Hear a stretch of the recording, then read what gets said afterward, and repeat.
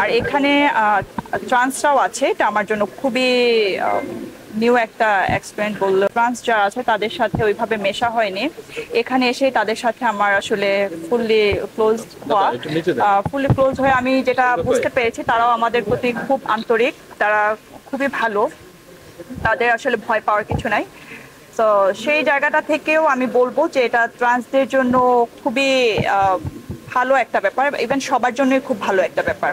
হ্যাঁ, এখানে ট্রান্সদের যেহেতু ট্রান্সটা আমাদের সমাজে খুব অবহেলিত, তো এখান থেকে তাদেরও একটা চান্সের আশা করা যায়, তারাও হচ্ছে বিভিন্ন সেক্টরে পরিচিত হয়ে কাজ করতে পারে। সো আমি এপি হাউজের কাছে কৃতজ্ঞ এরকম সুন্দর একটা অনুষ্ঠানের আয়োজন করার জন্য। ভাইরাল হতে চান না জনপ্রিয় হতে চান? আসলে ভাইরাল বা জনপ্রিয়তার মধ্যে কোনো প্রশান্তি আছে বলে আমি মনে করি না। আসলে মানুষের মধ্যে ছড়িয়ে যাওয়া, তাদের জন্য কিছু করতে পারা।